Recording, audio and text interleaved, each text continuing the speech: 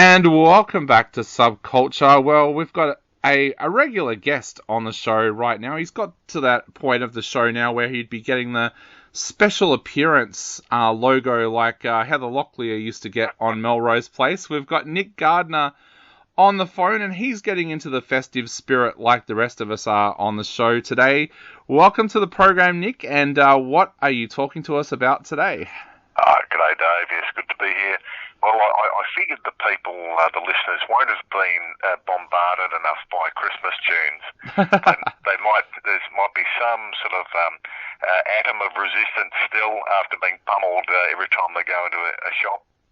So I thought I'd talk about some favourite Christmas tunes, and hopefully a few that, if you're looking to play some on Christmas Day or in your workplace, they're a little bit different to the standard ones that you get absolutely torpedoed with at the supermarket. So we have to ask, first of all, is there going to be a Mariah Carey mention? Because if there is, we have to play a warning symbol for everybody out there to evacuate. It's like a triggering thing. Yep. I sort of briefly mentioned her at one point, but it's not that specific song itself. There's one, a kind of a doppelganger song for that one. Yep. I thought I'd mention first up a couple of Aussie Christmas tunes, and quite recent ones. Julia Jacqueline, who's one of the great artists to emerge in Australia in recent years, just a great kind of indie rock singer-songwriter. Terrific track in 2020 called Baby Jesus Is Nobody's Baby Now, and definitely worth checking out. That nice sort of atmospheric Christmas tune.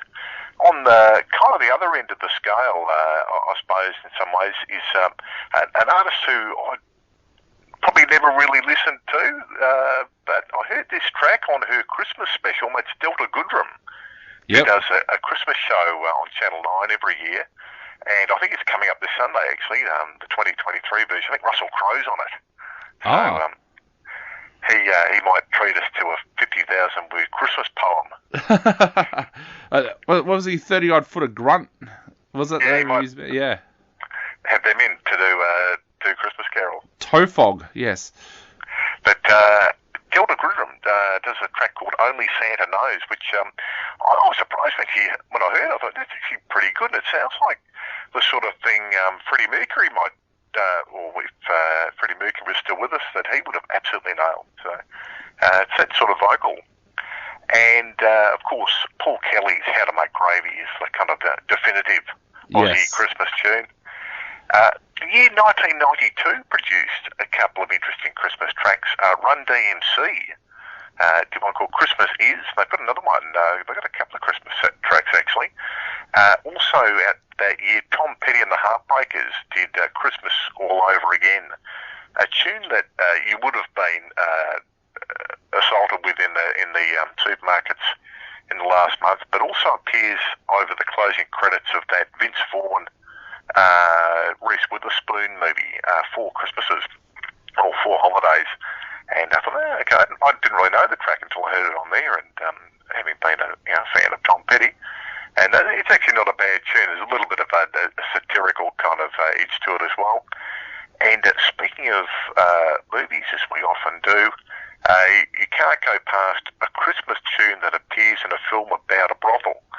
And Dolly Parton, of course, did the track Hard Candy Christmas for the Best Little Whorehouse in Texas in 1982. That's right, yep.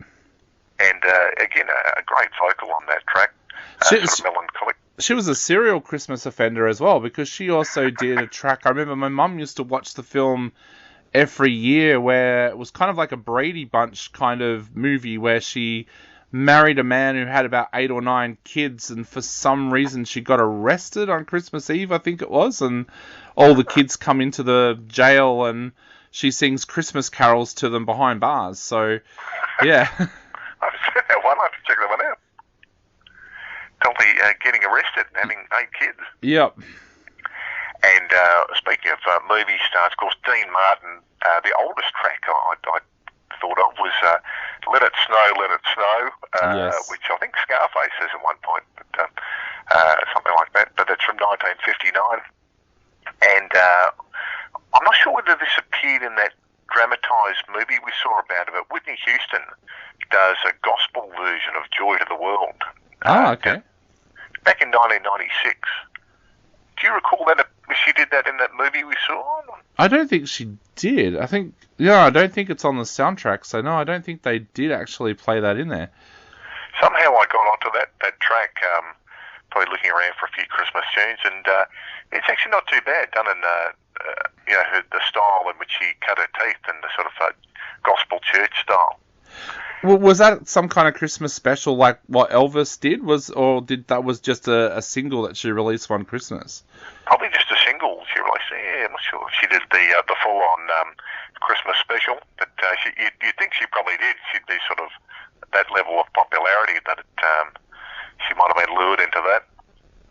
But it's not a bad version at all, actually. And she's, of course, a great singer. Did a lot of kind of pretty cheesy pop stuff, but she could definitely sing. Also, you might not think that 70s kind of big hard rock 70s stadium bands would have done Christmas tunes, but they were quite prolific. Of course, Slade had, I think, a number one with Merry Christmas Everybody back in the early 70s. And Foghat, who are one of those sort of classic big riffing kind of bands, the tune appears on the soundtrack of Dazed and Confused, Slow Ride, I think it is, and they actually did a tune called All I Want for Christmas Is You back in 1981. And it's a completely different song. It's not the Mariah Carey song at all. But Foghat got in on the act earlier than she did. Yeah, it's interesting when some bands out there have like a big hit. It's a Christmas hit. Of course, Last Christmas that was Wham, I think, did the original version of that. Like those tracks, they've just lived on and they've kind of become modern day Christmas carols. And I remember when I was pretty young, Jimmy Barnes put out a Christmas album with his kids called they were called the Tin Lids at the time, which I'm sure Mahalia Barnes wishes would go away and never come back. But for a few years, that was the go-to Christmas album. And I remember one year I performed at the Beaconsfield Carols by the Creek, and I had to do one of the tracks from that, which was kind of weird because I was only 14 or 15 at the time, and I had to do the Jimmy Barnes part of the track where he's singing to his kids, and the person putting together the night had gone and got some kids from the local primary school, and they were singing to me like I was their dad, which was all very, very weird. So, yeah. You're about sort of 2 or 3 years older than them. Yeah, I looked like I was a 15-year-old boy that had about 5 or 6 kids. So, yeah. Right, a bit like the Dolly Parton film. Yeah, a little bit. But must be an odd memory of that one. I've forgotten about the Jimmy Barnes Tin Lids album.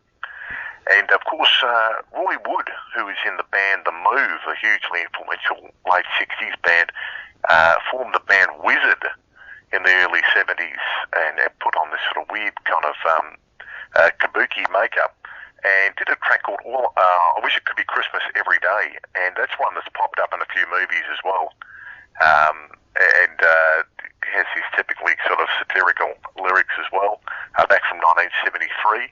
A few bands who you definitely wouldn't expect to have done Christmas tunes have actually cranked out a few. The Sonics, who were a band from the early to mid 60s, hugely influential on that kind of raw garage sound that a lot of indie rock bands in the 80s and beyond have latched onto.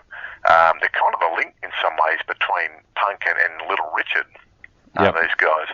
And they had a track called Santa Claus in 1965. The Kinks had a very kind of acerbic tune in 1977 called Father Christmas, about Father Christmas being mugged by kind of little kids. Lou Reed had a track called Christmas in February. Lou, not known for his Christmas cheer. He was a bit of a grumpy dude. Yep. But he had a track called Christmas in February, which had his typical sort of lyrics, sort of had like sort of street hustlers in New York and things. I think they came off the New York album, actually, about 89. And you mentioned Last Christmas by Wham. Manic Street Preachers actually did a really good cover version in 2003. That's right, yep. But I reckon the best version I've heard of that song was actually from Ella Hooper at Carols by Candlelight about 2 years ago. It was the lockdown one where they didn't have an audience. Yep. And she came out and did this really great kind of swaggering Motown-y sort of version of that track, and it was terrific. Now, you've kind of answered one of the questions I was going to ask you. I was going to ask, are you one of those people that sits down on Christmas Eve and watches Carols by Candlelight every year? Pretty much, yeah. I go around to my brother's place, and there's usually all sorts of things going on at first, but we'll end up watching a sizable chunk of it, yeah. Yeah, we've got, of course, they've got the dodgy rip-offs, Christmas in the Domain, because, of course, Sydney and Adelaide had to copy Melbourne. So, yeah, you've got those as well. But I used to go to Christmas, to Carols by Candlelight every year. And then, of course, when I got married, suddenly I had nieces and nephews that I had to be around on Christmas Eve instead. But, yeah, I have some really fond memories of Carols by Candlelight. I have a funny memory as well. I remember one year it was pouring with rain.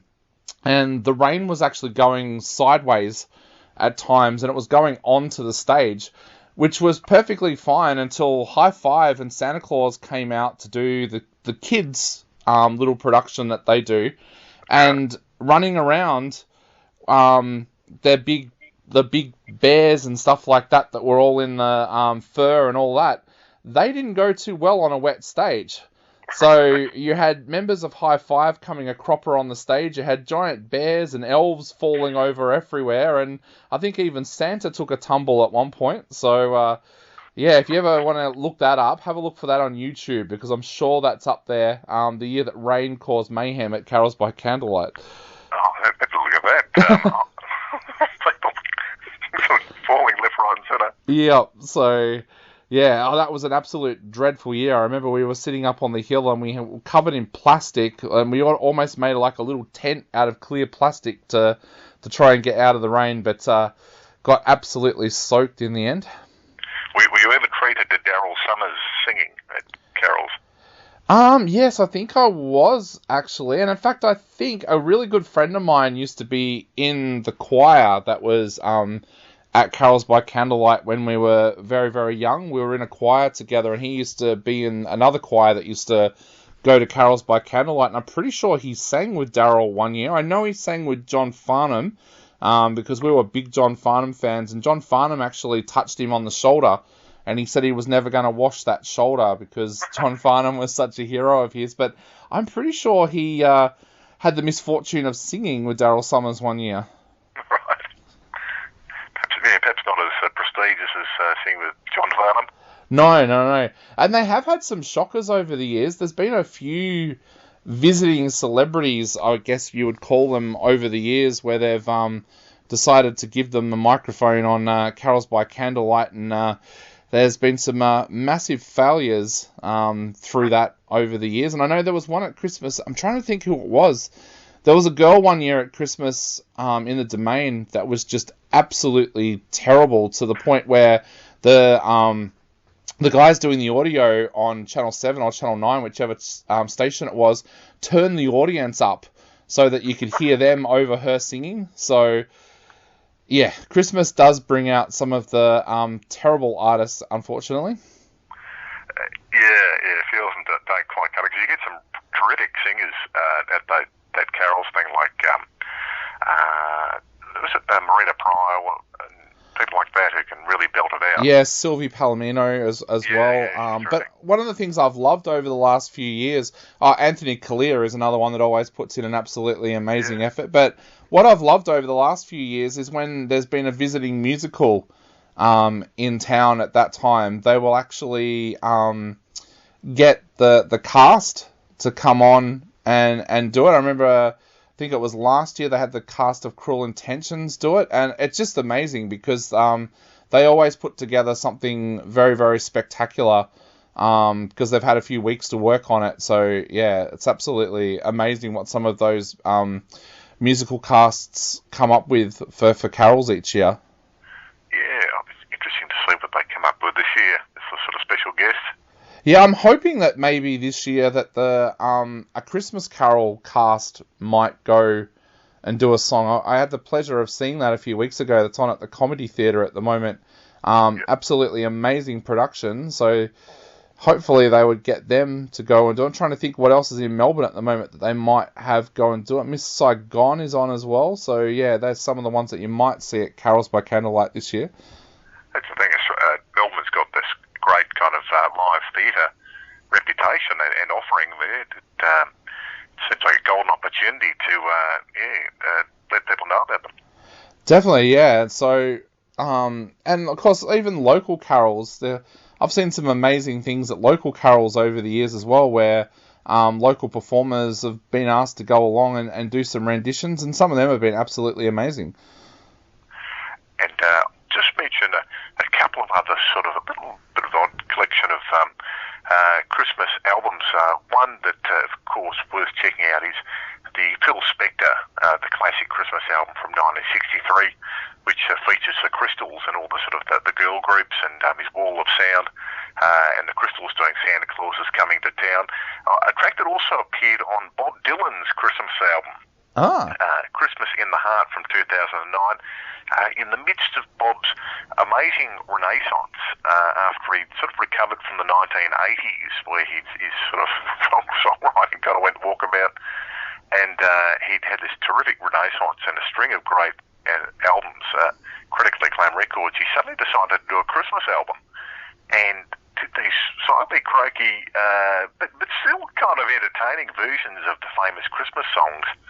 And his Santa Claus is Coming to Town's kind of interesting. He does one of Christmas Island too, which is a made-up place, not the sort of detention centre. And of course, have to mention kind of a bittersweet one. Of course, is Shane MacGowan and Kirsty MacColl doing Fairy Tale of New York, which first came out in end of 1987 to become a bit of a Christmas staple. And sad news about Shane MacGowan leaving us the other week, and Kirsty MacColl having died a few years ago. Yeah, tragic. And I know that's something that comes up a lot at Christmas time as well. A lot of people out there remembering artists that have passed away during the year, but it's always sad when you lose a classic like that, and you tend to remember it when you sit down to listen to those tracks over Christmas as well, that you've lost those stars. Yeah. They have that Oscars, obviously, and the sort of retrospective shows, and you realise how many people, famous stars, we lose each year. Yeah. You sort of forget about a few because sort of back in January and February, it seems like another lifetime ago. Definitely. Now, that is an absolutely amazing list that you've put together. I'm very surprised that Korn's version of Jingle Bells is not on there, though. Oh, no, an oversight. Yeah, a new metal version of Jingle Bells that Korn did as a B-side to one of their singles one year. So, yeah, worth checking out if you ever get a chance. I know the B-sides are hard to get these days, but it was one that they put together on one of their tracks. I didn't realise Korn had gone for the Christmas number one. I think a shot at that. I think it must have been a single that was coming out in December or something like that, and they just threw a cover of Jingle Bells on there. But I just remember that it, like, Korn with that kind of new metal sound, but they almost went with a gothic death metal vocal on it for some reason. Like, it was that really heavy bass that Korn used to be known for, with this voice doing this kind of Jingle Bells. Like, that was like really, really full on. Hopefully we'll see that at Carols by Candlelight. Definitely. Well, Nick, we might let you go, but thanks as always for that amazing list. I know there's a lot of people out there who have been writing to us on social media who have been saying that when you do your list, they sit down and take notes and then hunt down those tracks in the afternoon. So you're providing a lot of great entertainment for people out there at the moment with your amazing list, and I'm sure a lot of people will be playing the tracks that you've talked about today this Christmas with their families.